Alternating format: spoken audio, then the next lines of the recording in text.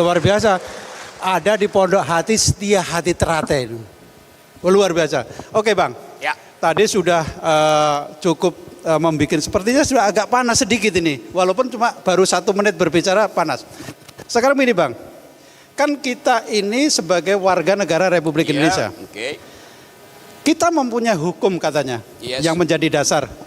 Tetapi ketika ada satu perkara bahwa hukum itu sudah selesai dan diputuskan oleh negara, kemudian setelah putusan negara itu sudah diputuskan, tetapi ternyata masih ada gerakan untuk main belakang supaya putusan negara itu dilaksanakan. Apa pendapat Bang Rocky Gerung seperti Yang main ini? belakang itu pejabatnya dungu. Kan kalau kita nyatakan ini negara hukum, hukum sudah memutuskan. Fungsi pejabat adalah mencatat keputusan itu. Setelah mencatat, terbitkan SK-nya. Itu yang namanya administrasi hukum. Jadi kalau hukum sudah diputuskan, fungsi birokrasi mencatat dan menerbitkan kertas yang namanya keputusan. Begitu cara berpikir akal sehat. Negara hukum artinya kita yang berbeda harus sama di hukum yang satu itu. Kadang-kala mereka yang belajar hukum, profesor hukum bilang adil itu artinya kita sama di depan hukum. Enggak. Hukum yang harus sama di depan kita yang berbeda. Itu maksudnya. Namanya itu pejabat-pejabat yang menerangkan dengan terbalik itu kuda-kudanya itu enggak kuat. Jadi saya balik lagi Pak, bahwa banyak hal di negeri ini yang sudah diputuskan oleh hukum dibatalkan oleh politik. Kan ngaco kan? Yang sudah diputuskan oleh hukum dibatalkan oleh arogansi, oleh kesombongan. Nah kita diajarkan, saya sekarang pengurus Federasi Panjat Tebing Indonesia tuh.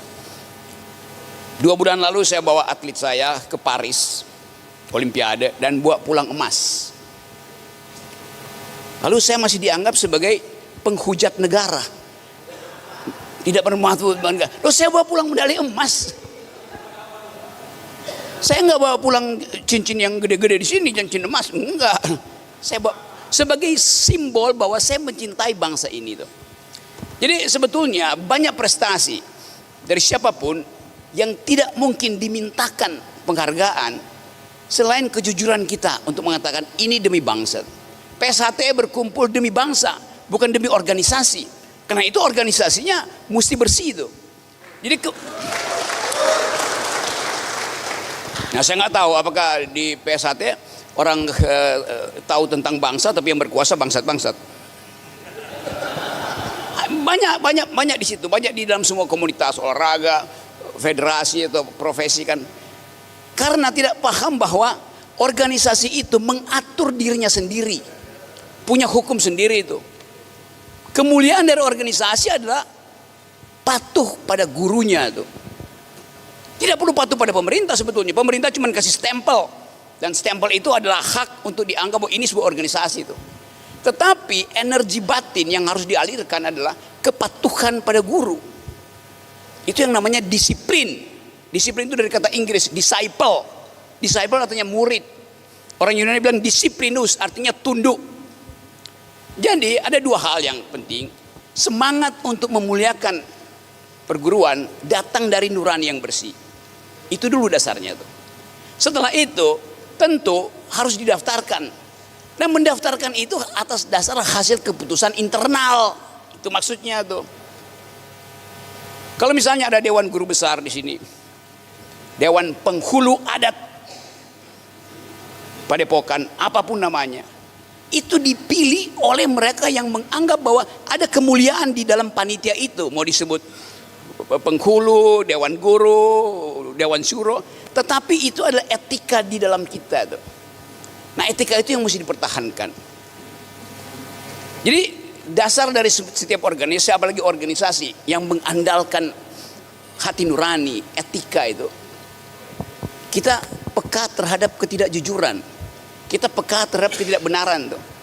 Setiap perwira, setiap pemegang samurai, setia pada janji samurai itu untuk tidak menggunakan samurai, bahkan untuk melukai lawan. Kalau bisa oke, sebelum pedang dihunus, lawannya udah mengatakan oke, dia tidak akan hunus pedangnya.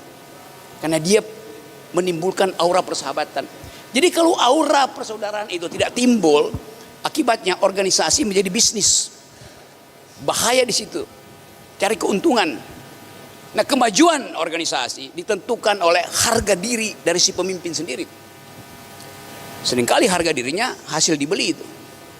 Jadi harga jualnya berapa, bukan harga diri lagi kan. Termasuk arogansi untuk mengambil alih kekuasaan orang lain dengan cara yang tidak jujur tuh. Termasuk kasakusuk untuk membujuk mereka agar supaya berseteru, supaya organisasi pecah. Kan itu bukan dasar dari iman seorang petarung. Waduh. Saya di atas di hadapan Bang Rocky saya terpancing nih, tentang mengambil alih kekuasaan itu. Wah, terpancing saya nih. Nah, mulai kita ini, ya, mulai, ya.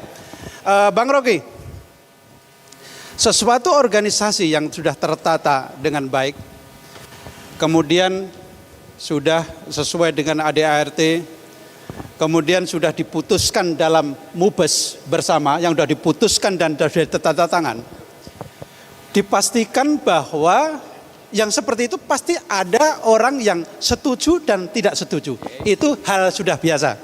Tetapi kalau tidak setuju, kemudian pengambil alihan yang tidak sesuai dengan ADART itu pasti melanggar undang-undang, melanggar hukum yang sudah kita tetapkan.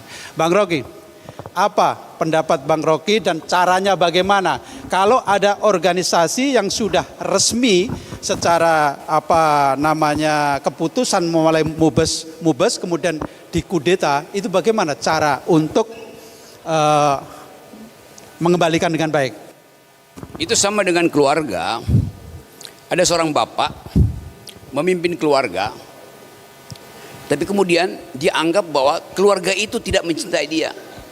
Lalu dia keluar, dia bikin keluarga sendiri. Problemnya kenapa dia tidak cintai keluarganya, itu masalahnya. Jadi dia mesti mawas diri, evaluasi dirinya. Kenapa dia tidak dicintai oleh anak-anaknya sehingga tidak disebut sebagai bapak itu. Jadi kemampuan kita untuk mendeteksi pemimpin yang berupaya secara kasar memberantakkan keluarganya, lalu mendaftarkan diri sebagai bapak, kan itu namanya bukan pengecut, tapi tidak mampu untuk menghasilkan rasa hormat pada dirinya sendiri itu. Itu dasarnya kan. Jadi sebelum hukum bekerja, hukum nurani harusnya bekerja dulu. Daripada jadi soal publik, jadi kasak kusuk tetangga, kasak kusuk RT, kasak kusuk kecamatan, kasak kusuk bupati, sampai kasak kusuk nasional. Artinya si pemimpin itu dia tidak punya kemampuan untuk mengontrol dirinya tuh. Padahal olahraga ini olahraga untuk kemampuan untuk mengontrol bagian kejam dari manusia. Kan kita semua dilatih oleh alam untuk jadi bengis, jadi buas, untuk bertahan hidup. Tetapi peradaban kemudian mengajarkan kita kalau kita tetap bengis, maka kita akan saling menghabisi itu. Bahasa Latinnya homo homini lupus. Setiap kita jadi serigala buat sama kita. Jadi untuk mencegah itu dibuatkan organisasi. Organisasi itu semacam payung moral. Nah, kita harus menyepakati payung moral itu supaya ada peradaban di dalam organisasi. Jadi rampok merampok itu artinya watak seseorang yang belum matang sebagai makhluk. Wah, watak seseorang yang belum mampu menjadi makhluk. Ini luar biasa, di dahsyat ini. Sekarang saya bertanya nih, apakah kita semua sudah mampu menjadi makhluk sekarang nih? Oh, mampu. Jangan mampu. Oke, Bang Rocky, kita lanjut lagi. Bang Rocky, ada sesuatu hal sebenarnya di dalam organisasi kita di PSHT Persatuan Trata ini. Di situ ada ADRT, di situ sudah tercantum yang namanya berdasarkan Undang-Undang Dasar 1945 dan Pancasila. Ini di dalam ADRT kita. Nah, bagi orang siapapun juga sudah barang tentu pasti pakai dasar itu. Pakai dasar itu. Perkaranya di sini semua orang tahu mengucapkan bahwa dia adalah cinta terhadap Pancasila. Mengucapkan bahwa saya adalah berdasarkan Undang-Undang Dasar 1945. Tetapi kebanyakan ini implementasi dari itu semua belum paham. Tolong dijelaskan mengenai tentang kecintaan kita terhadap Pancasila dan ketaatan kita terhadap Undang-Undang Dasar 1945. Terima kasih Pak. Anggaran dasar itu adalah pagar internal dari sebuah organisasi, pagar internal, batas-batasnya di situ. Keputusan hukum negara adalah pagar eksternal. Yang berfungsi pertama adalah pagar internalnya. Kalau ada konflik, pindah ke pagar eksternal. Pagar eksternal hanya mengevaluasi kedudukan dari pagar internal itu, bukan masuk ke dalam pagar internal. Ini wilayah hati nurani kita, nggak boleh diintervensi oleh kepentingan orang lain kan. Jadi dari awal kalau kita membentuk organisasi, ada kesetiaan, ada janji, ada asas, ada legacy, ada apa namanya itu, macam-macam itu. Ada norma di situ, ada tabiat. Kan itu yang mestinya waktu kita mulai mendirikan organisasi, kita sepakat untuk menerima tabiat itu. Jadi kalau ada kasus misalnya, lalu tiba-tiba muncul sebagai problem hukum, artinya dari awal tabiatnya tidak dipegang itu. Nah kalau udah terjadi begitu, oke, kita minta pihak ketiga untuk menentukan. Nah kalau pihak ketiga paham tentang tabiat, maka pihak ketiga itu akan mengatakan kembalikan semua prosedur pada hukum internalnya, yaitu anggaran dasar, anggaran rumah tangga. Jadi negara cuma memeriksa prosedurnya mengikuti hukum internal atau tidak. Kalau diputuskan mengikuti, ya udah, perselisihan selesai. Keluarkan keputusan bahwa yang sah adalah hukum internal, kan itu dasarnya. Yang sekarang masih ada juga di Kadin, di mana-mana itu segala macam tuh. Jadi hukum internal itu dasarnya adalah moral dari organisasi itu tuh. Doa pribadi dari organisasi itu tuh. Itu dasar-dasar kita untuk percaya bahwa organisasi hanya hidup kalau hukum internalnya justru hidup. Kalau setiap kali ada problem lapor itu artinya hukum internalnya nggak bekerja tuh. Jadi dalam keadaan krisis, hukum internal tidak mungkin diinterpretasikan, maka minta tolong pada hukum eksternal, itu hukum negara. Hukum negara akan melihat hukum internalnya benar apa enggak. Maka hukum negara akan katakan hukum internal benar, maka jalan terus. Kan itu dasarnya kan. Gampang logikanya hukumnya. Oke. Terus begini. Kebanyakan di Indonesia, malu Bang, di Indonesia tentang penegakan hukum sekarang di Indonesia. Di Indonesia ini sudah ada putusan hukum. Putusan hukum sudah ditetapkan umpamanya. Tetapi kebanyakan kepada mereka dia bermain politik sehingga dia ada birokrasi penekanan terhadap penguasa itu supaya keputusan hukum yang sudah ditetapkan itu tetap ngambang. Ini terjadi di Indonesia. Jadi ketika ada dia bermain dengan secara politik kemudian menekan kepada aparat penegak hukum atau hukum yang sudah menetapkan itu sehingga ketetapannya tidak berjalan. Bagaimana cara mengatasi orang yang bisa menegakkan hukum betul yang tadi sudah diterangkan dari awal, kan sudah bahwa hukum yang sudah ditetapkan harus ditaati. Dan pada saat sekarang kebanyakan adalah birokrasi tentang politik. Bagaimana Bang?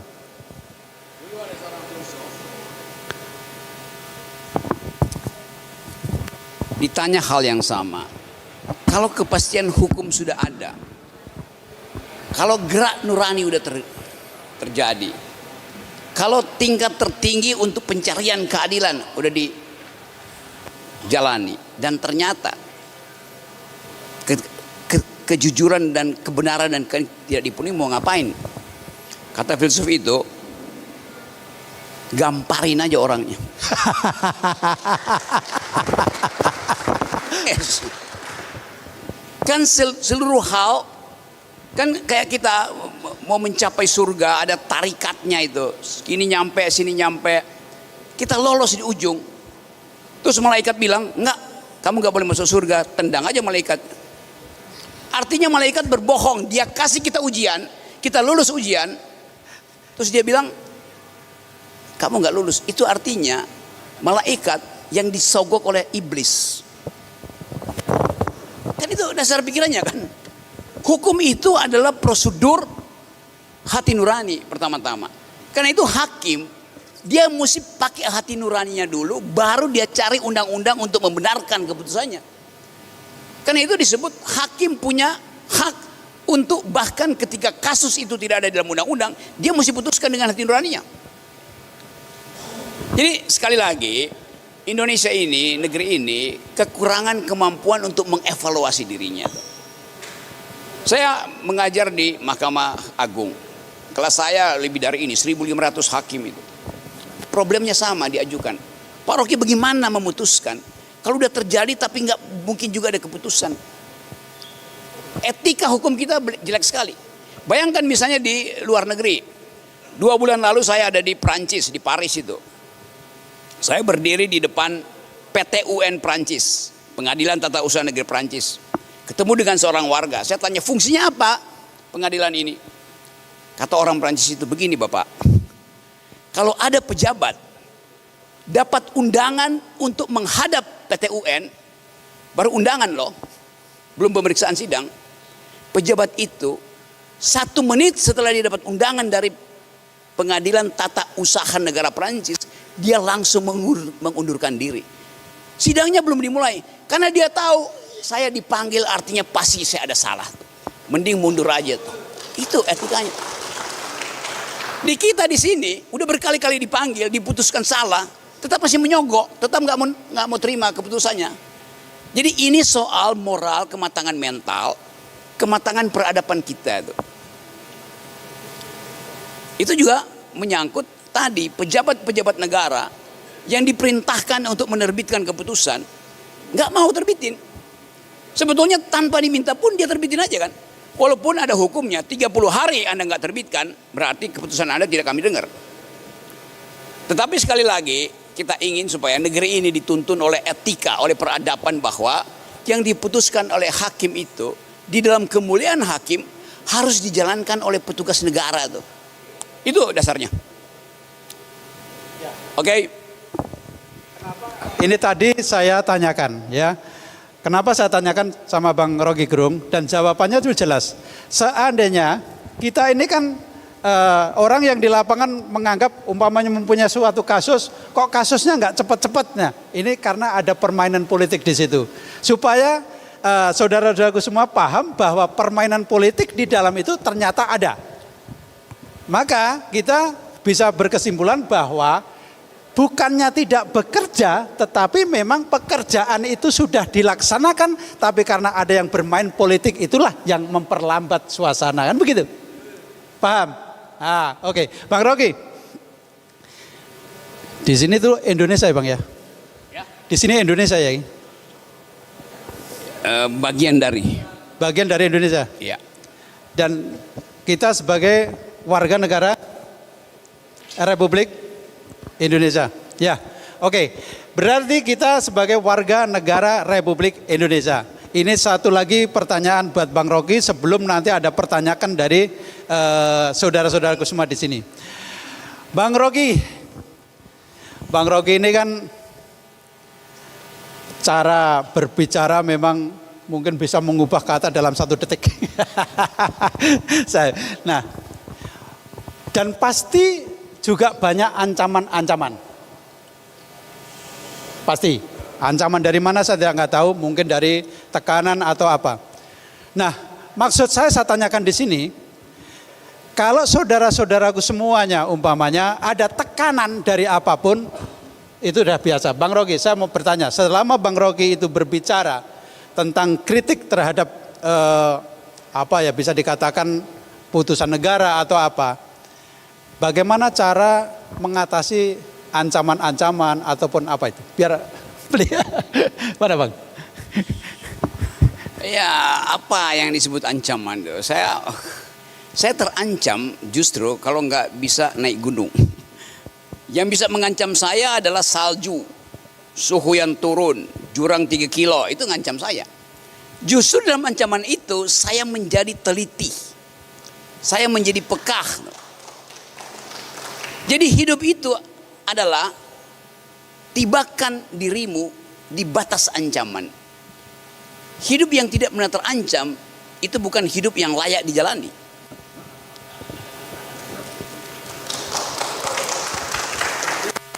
Soal ancaman politik, WA saya ini setiap hari disadap. maki-maki, ajak berkelahi, ajak mau dibunuh segala macam, ya udahlah. Kalau memang berani datang aja kan, nggak ada soal kan. Jadi ngancam itu artinya begitu banyak orang yang takut menghadapi kejujuran dan kebenaran, karena itu dia ngancam. Ya, jadi jangan, kita ini sebagai pendekar kan, pendekar ya. Ya pendekar itu jangan sampai takut diancam. Tadi sudah diterangkan ini. Makanya saya bertanya, diancam itu jangan takut karena banyaknya orang yang diancam itu berarti kebenaran. Nah, sekarang daripada saya kan, ini kan semua ada senior saya Bang. Ya kita ngobrol-ngobrol. Ya ngobrol, ini senior saya Bang. Nah, apa aja soal. Nah, sekarang tolong Bang, jelaskan lagi tentang tadi kan, tentang ada kenegaraan tadi, berbangsa dan bernegara tadi. Ini tadi saya ini pada teman, dia akan bertanya langsung kepada Bang. Pada saat sekarang kita saya, ini tadi keterangan dari Bang Rocky, saya rasa sudah cukup bagi kita semuanya untuk menerima keterangan tadi. Nah, sekarang saya silakan bertanya langsung kepada Bang Rocky tentang pembahasan. Silakan. Saya membuka satu dulu ya sama Mas Agus Susilo. Silakan Mas. Ya. Terima kasih. Selamat siang Bang Rocky. Tadi sebetulnya kita moderator menyebut soal perjanjian luhur. Kalau di bahasa Latin sebetulnya perjanjian luhur itu kan bersifat mengikat. Dan kita itu punya forum namanya parapatan luhur itu sama dengan kongres, sama dengan musyawarah besar, MUBES. Nah, perjanjian luhur yang dihasilkan melalui proses yang sangat demokratis dan itu bersifat mengikat, yang semuanya disepakati konsensus itu oleh para peserta yang hadir di situ. Tapi kemudian perjanjian luhur itu diingkari di tengah jalan saat proses itu. Nah, saya sering menyebut pacta sunt servanda. Jadi perjanjian luhur yang mengikat itu kemudian diingkari di tengah jalan. Kemudian kami hasil yang dikasih mandat di dalam parapatan luhur itu kemudian dikudeta di tengah jalan. Dan kami dianggap tidak sah oleh segelintir orang yang kemudian ada ancaman, ada intimidasi untuk dipaksa untuk mengingkari perjanjian luhur yang kita anggap sudah menjadi pacta sunt servanda. Mohon dijelaskan karena beberapa waktu yang lalu Bung Rocky debat dengan si Sylvester soal pacta sunt servanda yang dia tidak tahu sama sekali soal pacta sunt servanda. Terima kasih, mohon penjelasannya.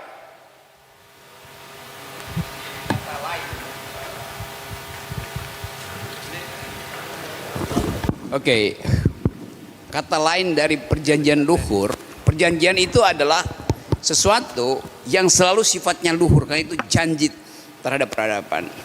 Tetapi komunitas yang membuat janji itu namanya corpus justitia. Corpus artinya tubuh, badan, justitia artinya keadilan. Jadi community of justice bahasa Inggris begitu tuh. Kita menyebut diri komunitas keadilan karena kita tidak ingin ada orang yang tercecer karena ketidakadilan. Kita rangkul yang tidak adil, yang mengalami ketidakadilan.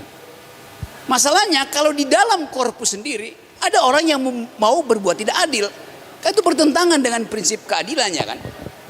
Jadi korpus justitia, komunitas keadilan ini justru dihidupkan oleh saling percaya di antara antara anggota. Anggota yang merusak dia biasanya dengan sadar keluar dari organisasi, bukan merusak organisasi. Kan kalau ada satu anggota di sini merasa bahwa dia membahayakan organisasi, dia harus keluar. Bukan dia justru mengangkangi organisasi. Saya kasih contoh dalam ilmu kesehatan. Tubuh manusia itu ada banyak sel. Kalau ada satu sel yang rusak, oleh Tuhan diberi dia energi untuk bunuh diri. Sel itu oleh alam semesta dirancang supaya jangan mengganggu sel yang sehat lain.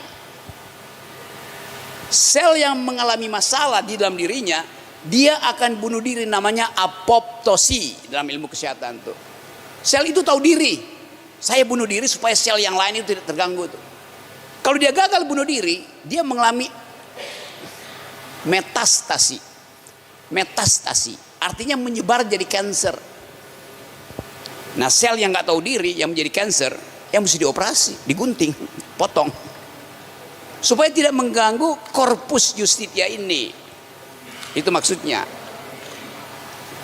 Prosesnya ada, teguran pada si sel. Sel, kamu sakit, kenapa masih cawe-cawe gitu? Kasih teguran kedua, dikasih antibiotik, masih bandel. Di terapi radiologi masih bandel, ya dibedah, dioperasi, dipotong. Kan begitu jalan pikirannya kan. Kan semua hal yang sudah kita maksimalkan, kalau terhalang oleh sel yang rusak ini, maka selnya hanya mesti dikeluarkan. Itu jawabannya ya. Oke. Ya, sangat jelas ya. Oh, luar biasa, sangat jelas. Oke, kita lanjutkan yang kedua. Tadi yang tanya Mas Purwanto. Silakan Mas Purwanto. Ya, baik. Terima kasih Bang Rocky. Ya. Saya sebelum ini yang melaksanakan Rakernas ini kan namanya organisasi yang bersifat persaudaraan, ilmunya adalah setia hati. Nah, terate itu melambangkan bahwa kita itu bisa hidup di mana saja. Bisa di daratan, di gunung, dan itu makna dari ini. Tapi faktanya tadi disampaikan oleh Mas ini sebelumnya, ternyata organisasi ini nggak baik-baik saja. Padahal kan kalau lihat dari judulnya ini tidak harus terjadi seperti itu. Artinya kalau dalam istilah yang populer yang diistilahkan oleh Bang Rocky, kita ini masih berada di lingkungan yang kedunguan gitu ya. Iya kan, mestinya kan nggak terjadi.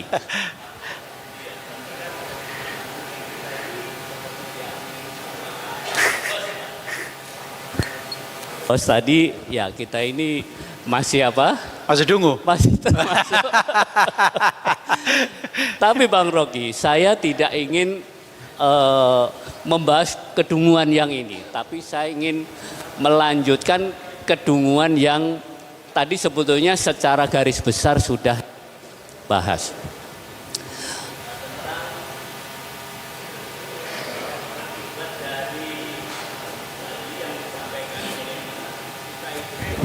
Mike.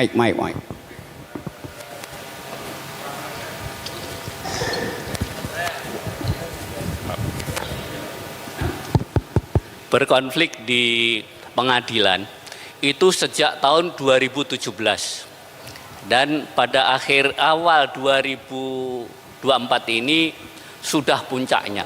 Semua sudah close bahwa kita itu sudah memenangkan di berbagai lini pengadilan. Tinggal eksekusi.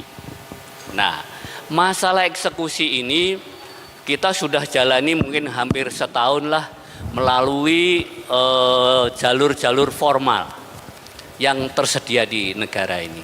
Tapi hingga hari ini eksekusi itu tidak kunjung dilaksanakan, bahkan terkesan salah satu lembaga lah, itu cenderung memberi peluang dan melindungi daripada pihak yang nyempal tadi.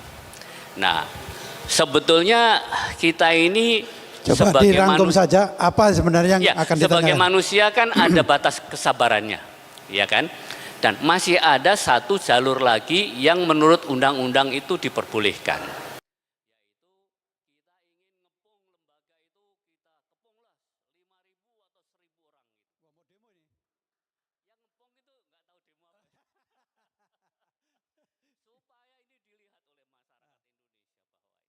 Nah, kalau kita melakukan itu Bang Rocky. Padahal ini sebetulnya tinggal sedikit saja, tinggal diputuskan oret-oret tadi yang itu sudah selesai. Kalau kita melakukan hal seperti itu, apakah kita ini masuk dungu nggak? Untuk Maksudnya, ngejar yang kecil itu tadi.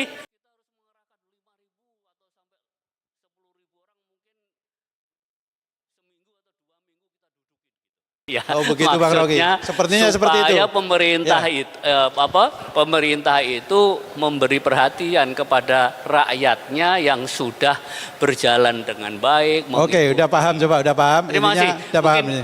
kepanjangan kan? Masih Bang Rocky. Coba Bang Rocky, mana?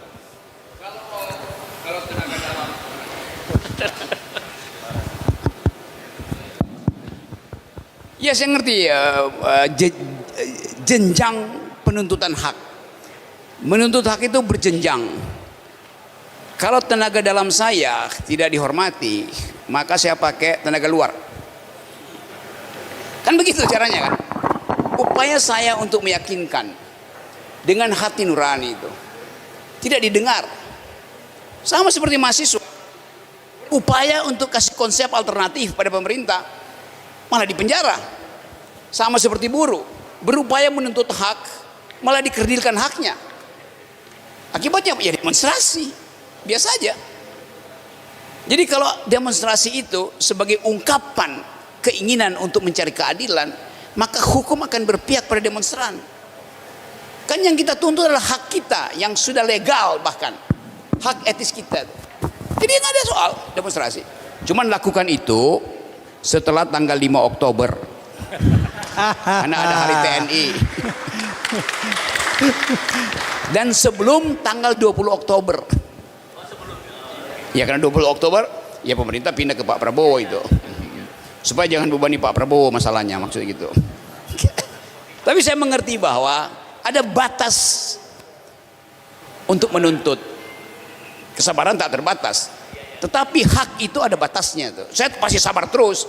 Tapi kalau hak saya diacuhkan oleh orang yang seharusnya diperintahkan oleh undang-undang untuk memberi hak itu, maka orang itu artinya melawan nurani dia sendiri. Dia diperintah oleh undang-undang keluarkan keputusan, dia nggak mau keluarin, artinya dia melanggar perintah undang-undang. Undang-undang itu yang buat saya, jadi dia melanggar kedaulatan saya. Logikanya begitu. Nah hak itu harus diperjuangkan. Kata pepatah begini, freedom is not a gift from a state or a leader, but the possession to be won every day by the effort of each and the union of all. Bahasa Kalimantannya bunyinya begini, hak atas kebebasan itu bukan hadiah dari negara atau pemberian seorang pemimpin, tetapi hal yang harus diperjuangkan setiap hari dengan cara sendiri dan dengan dukungan bersama. Itu maksudnya. Jadi moral itu ada kalau dia diperjuangkan. Kalau didiamkan, dianggap bahwa Anda tidak mau berjuang untuk merebut, berarti Anda memang salah itu. Kan bukan itu watak dari para pencari keadilan. Kalau saya berdiam diri terus selama 10 tahun ini, maka dianggap saya membenarkan semua hal buruk di dalam sistem hukum kita. Karena itu saya teriak terus. Konsekuensinya apa? Konsekuensinya sampai sekarang mungkin ada 37 laporan ke Bareskrim. Tapi buat saya nggak ada soal. Yang penting hati saya tidak disiksa oleh ketidakjujuran itu. Konsekuensinya begitu kan? Nah, hati yang bersih itu akan dituntun oleh keberanian moral untuk bahkan bertarung untuk merebut hak yang adalah milik kita. Itu aja. Etosnya begitu. Ya. Jadi pada dasarnya apa yang ditanyakan Mas Pur ada dan diterangkan oleh Bang Rocky bahwa menyampaikan pendapat di muka umum itu dilindungi undang-undang. Karena di sini pada saat sekarang ini apapun keputusan hukum tanpa ada tekanan yang betul-betul menekan biasanya molor panjang sekali. Jadi jangan sampai kita mempunyai prinsip bahwa menyampaikan hukum itu kok membuat onar, itu adalah salah, karena semua adalah dilindungi undang-undang selama ada surat pemberitahuan, kan begitu, tempat maupun jumlahnya di situ. Nah, Bang Rocky, ini tadi ada 2 pertanyaan yang sudah jelas, gamblang dan diterangkan. Saya seperti halnya tadi sudah disetujui, saya masih membuka lagi tadi karena ada mungkin bukan hanya 1-2. Barangkali masih ada yang bertanya, tolong angkat tangan. Ini 3 lagi aja ya, 3 lagi ya. Karena batas waktunya sudah ini 3 lagi. Oke? Ya, 1, 2. Oke, 3. Pertama dulu, silakan. Yang ini aja ya, yang singkat pada teman. Mohon izin Mas, saya Jarwan Jaita dari Singapura, Sumatera Utara. PSAT adalah organisasi persaudaraan yang setia pada hatinya, memiliki nilai tujuan mendidik manusia berbudi luhur, tahu benar dan salah. Nah, apa pandangan Bung Rocky tentang budi luhur menurut akal sehat? Terima kasih. Budi luhur itu seperti sungai yang tak terlihat, tapi dia menghidupkan pohon. Kalau saya tanya, apa itu sungai? Di dalam kurikulum sekolah, sungai itu yang air yang mengalir dari puncak gunung pergi ke muara, diberi laut. Ya, itu kelihatan. Tapi budi luhur tidak kelihatan.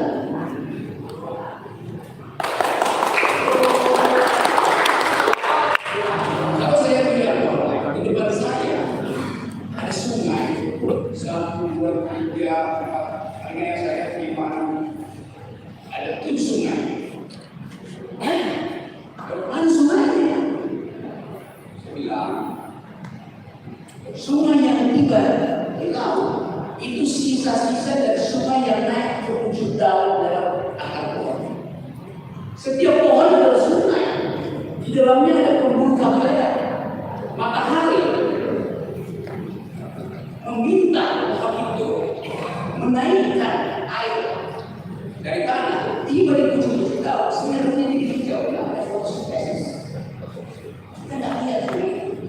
Tapi akibatnya kita lihat dia tumbuh, berbunga, menunjukkan budi luhur itu tidak terlihat, yaitu bunga dan bunga.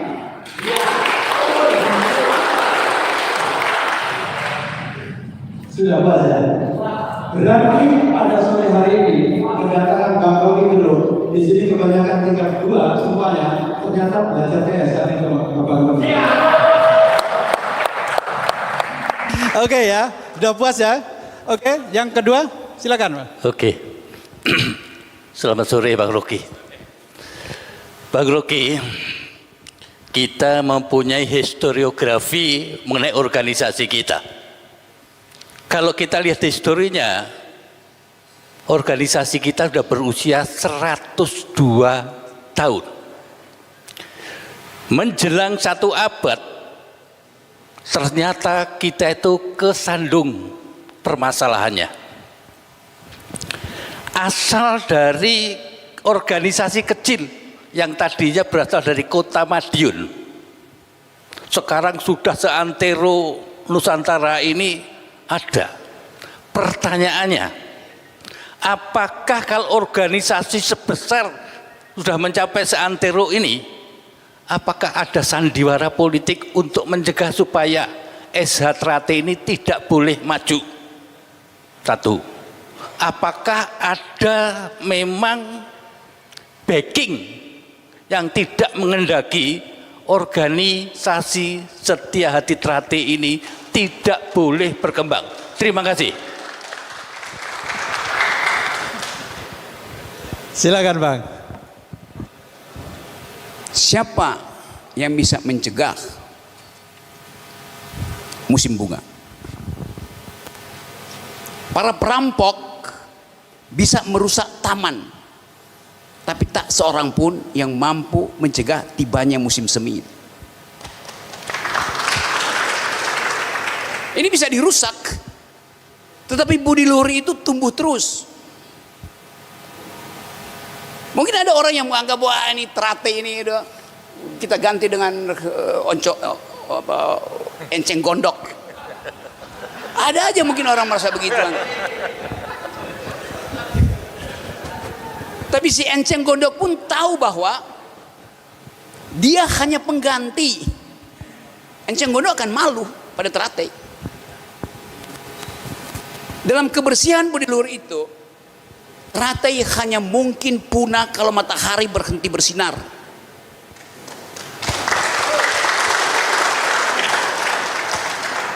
Pertanyaannya, siapa yang bisa menghentikan sinar matahari?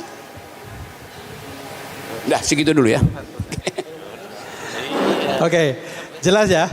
Sampai keluar enceng gondok ini. Ya. Oke, karena pertanyaan memang sangat kritis. Oke, silakan Mas, lanjutkan Mas. Selamat siang, Bung Rocky. Terima kasih kehadirannya. Tadi siapa ya? Tanyalah. Oke, yang kabar sini. Banyak orang belajar bermacam-macam ilmu. Ilmu hukum yang bertujuan untuk menegakkan keadilan. Ilmu ekonomi untuk menegakkan kemakmuran. Tapi kenyataannya begini Om Rocky. Apa usaha filsafat, ilmu filsafat yang Bung Rocky kuasai dan sebagai seorang filosof, saran-saran Anda dalam mengkritisi atau mendudukkan ilmu-ilmu tersebut yang sebenarnya dalam tujuannya. Terima kasih. Ilmu filsafat itu bersilat dalam pikiran. Ya ada ilmu ekonomi, ada ilmu teknik.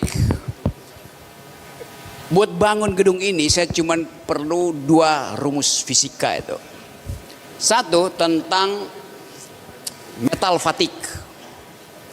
Ilmu tentang kelelahan metal. Sebeban apa metal itu supaya tidak fatik, artinya apa fatik ya? Ya lelah. Fatik, kelelahan metal. Metal fatik. Untuk mengukur pembebanan. Yay. Rumus kedua yang saya perlu tahu adalah safety factor. Faktor S itu. Kalau saya tahu 2 rumus itu, saya bisa pastikan saya bisa bangun gedung ini tanpa takut runtuh. Hanya dengan 2 rumus itu. Ilmu ekonomi hanya butuh 2 rumus. Berapa banyak demand-nya supaya saya bisa supply sebanyak itu. Demand and supply itu. Gampang. Ilmu kimia mudah sekali. Katalisator apa yang memungkinkan saya mencegah aglutinasi supaya tidak terjadi penggumpalan darah misalnya. Masa mesti ada sesuatu untuk mencairkan darah itu? Tinggal buku kompendiumnya gampang. Tetapi berfilsafat artinya mengetahui semua masalah, bahkan sampai hal yang tidak bisa dipikirkan itu. Tetapi dalam filsafat harus dilayani dengan kegembiraan, tidak boleh sangat kaku tuh. Kalau kamu misalnya teman-teman, kalau dia ada di situ, saya main bulu tangkis dengan dia tuh, tak, atau dia lempar ke saya bisa ukur, oke. Saya bisa kira-kira kecepatan angin, gravitasi, dan sudut elevasi. Oke. Dapat saya itu. Ada kepastian bermain bulu tangkis. Tapi kita tidak punya rumus untuk bermain layang-layang. Gimana caranya menangkap layang-layang? Ada nggak rumus untuk menangkap layang-layang? Anda nggak tahu layangnya pergi kemana, tetapi Anda menikmati cara menangkap layang-layang. Filsafat juga begitu. Kita nggak tahu arahnya kemana, tapi kita nikmati. Jadi menangkap bola itu ada rumusnya. Menangkap layang-layang tidak ada rumusnya. Lebih enak mana? Menangkap layang-layang atau menangkap bola? Menangkap layang-layang ada kegembiraan anak-anak tuh.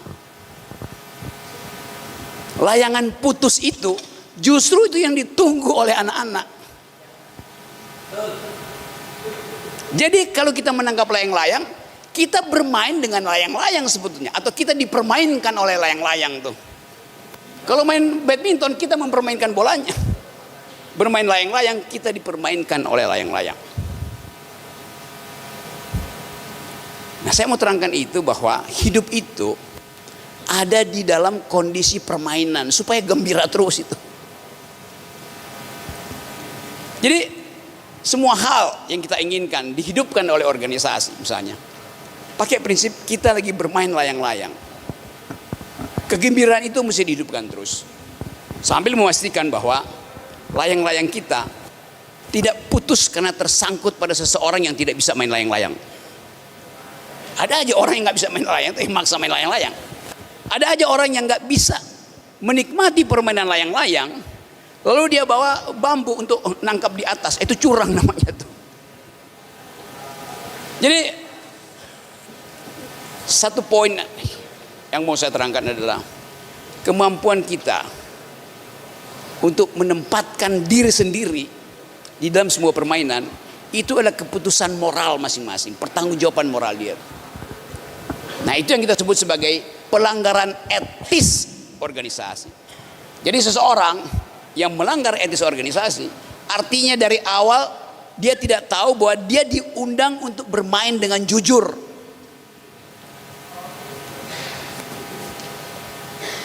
Jadi periksalah diri kita masing-masing, siapa yang tidak bisa bermain dengan jujur.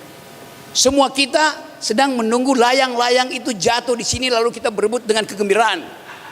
Tiba-tiba ada orang, dia ambil bambu ini, petaka ini, dia tunggu di atas. Dia curang tuh namanya. Yang curang itu diganjal aja kakinya.